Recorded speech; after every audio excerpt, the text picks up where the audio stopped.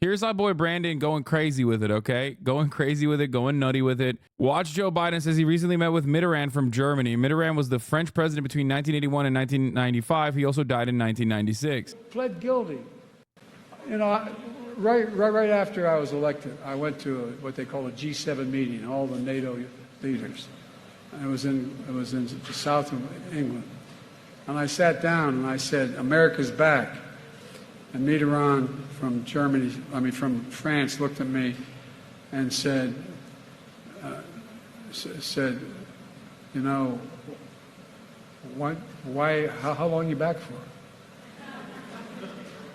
And I looked at him, and the Chancellor of Germany said, what would you say, Mr. President, if you picked up the paper tomorrow in the London Times, and the London Times said, 1,000 people break through the House of Commons, break down the doors, 2 Bobbies are killed in order to stop the election of the Prime Minister. What would you say? I never thought about it from that perspective. What would we say if that happened in another democracy around the world?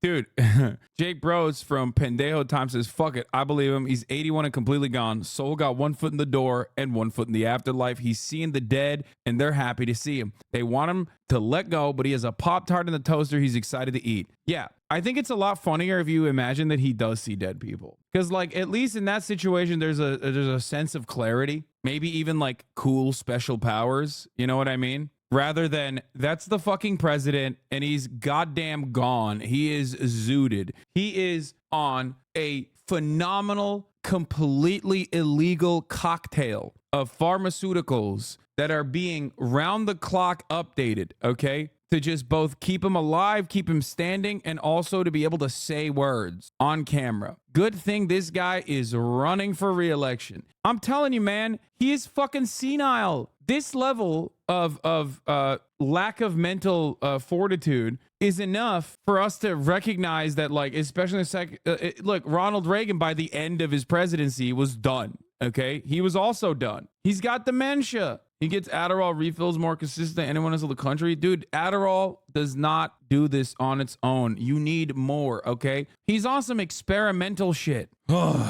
Anyway, he clearly met Macron, not Mitterrand. Move on. Brother, I don't think you understand. The entire point is, when you get to that level, when you got dementia patient energy, okay? When you have that, like, when your brain is no longer working, you're not forming new memories, okay? You're constantly, like, your recall is, I know this, my grandmother had Alzheimer's, okay? Before she passed away for years and years and years. She was super sharp when it came to, like, not by the end of it, but in the beginning stages, she was super fucking sharp when it came to, like, remembering things from when she was, like, 18, 19 years old, okay? But, like, beyond that, she had no fucking clue. There was no new memories being formed in that process. Yeah, the hard drive is full. Brandon is too old, but this take is mid as fuck. I legitimately 100% stand on this. I think Brandon's brain is definitely gone, okay? It's not impressive that he met with Mitterrand, or he remembers Mitterrand. It's not impressive because he just has, like, all of these, those are the last times that his brain has been fully functioning, okay?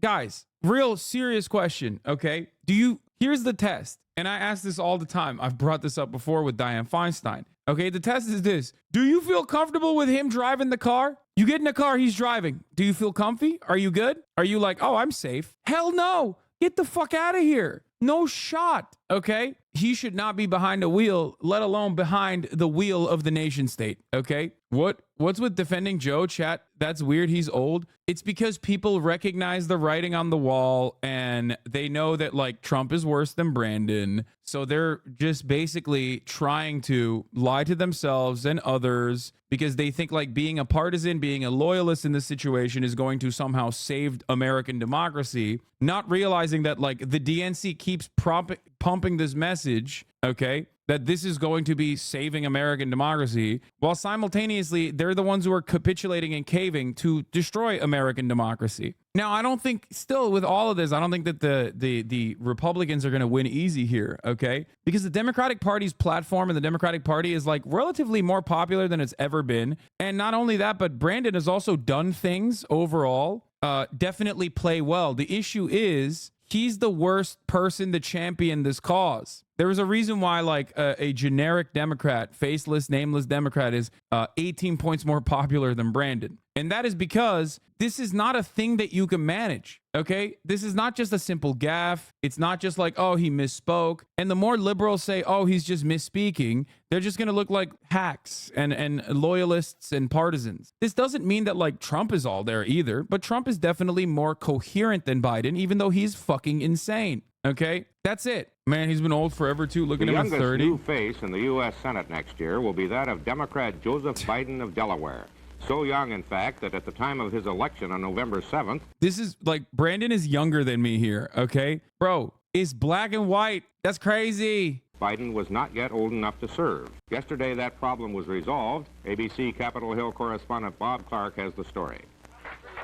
They gave a surprise party yesterday. Bro, he's 30 here, okay? He's 30. He's so old. This is when he's, like, younger than me, and they're using the transatlantic accent on television. It's black and white. This is his first year in the Senate. 1972. He is literally younger than me, and he still looks so goddamn old. So old before color was invented. Yes, dude. It is crazy. I think that the seniority system has many more drawbacks, and it has... Why giving up and just saying Republicans are going to win what we're resorting to? Biden sucks, but voting for other candidates isn't going to do shit. I'm trying to be realistic. Man, vote for whoever you want, okay? I don't give a shit. Of course, don't vote for Trump. That's ridiculous. But, like, don't come in here and fucking complain when I tell you how it is, okay? It's ridiculous. Take it up with the Democratic Party. You're chirping at the wrong person. You're barking up the wrong tree, brother. My whole point is that the Democratic Party does actually have the power to change the outcome a little bit and has had it and has refused to exercise it. I'm sick and tired of this, like, false dichotomy that we present ourselves all the time. If Trump is a fascist and a genuine threat to American democracy, and I believe he is, right? For sure. I think there's a validity to that claim. My criticisms of the Democratic Party revolve around the Democratic Party doing bad politics and bad policy, okay? If he's a fucking genuine fascist, how are you going to roll up a carcass that has been around since, like, before color TV was invented? It's crazy, man. Everybody talks a big game about appeasement, Neville Chamberlain, Neville. Okay, well, this is our appeasement guy then. Merits. Where I'm not going to lead any move to change that in my formative years in the Senate, but were there to be such a vote to come up, I clearly would vote to eliminate the seniority system. The indications are that you may be 100th in seniority. Anyway, genuine ask here, shouldn't we be focusing more on voting in the right VPs, given that both Trump and Biden are 100-year-old corpse fascists who dropped at any moment? Bro, I'm gonna be honest, evil never dies. So I mean, I think that both are evil in different ways, but I genuinely wonder how capable he will be at debates this year. I think that they're gonna try and not do a debate. Bad advice, dude. Republicans vote Trump no matter what. So why shouldn't we fuck it? If you want to vote for Biden, go right ahead. If you want to vote for Biden, go right ahead. But if you come in here, okay, I'm never going to tell you, like, don't vote for Biden, okay? Unless you are trying to extract a concession out of him, which, by the way, it clearly doesn't fucking work regardless, but you shouldn't stop trying, okay? But having said that, if you come in here and act like voting for Biden is saving American democracy, you're wrong. I'm going to tell you you're wrong. You're absolutely wrong. You're not right. Don't do this fucking classic, like, marginally better bullshit when we are currently going through the marginally better system. Oh, if we vote for Biden, we will make him change. We will make him change. We will be able to pressure him. We'll be able to pressure him. He's the lesser of two evils. Look at the lesser of two evils. It's like far beyond the lesser of two evils is still evil. What percentage of the Republican Party's platform does the Democratic Party have to adopt entirely and champion for Democrats to turn around and go, you know what? Maybe this is the same as the Republican Party at this point. Because it is. It is. There is no third option. I'm simply saying, you know, make up your mind, do whatever you want to do. If you want to vote for Brandon, okay? I'm not telling you not to vote for him. I always urge you to go out and vote regardless. You should always vote, especially in your local elections, especially on your ballot measures. Those are actually very important, okay? But don't come in here and fucking act like, you know, oh, well, my hands are tied. Like, okay, you know, all right, then vote for Brandon. Don't act like it's going to change anything, though. It's not moving the needle in the direction that you think it's moving.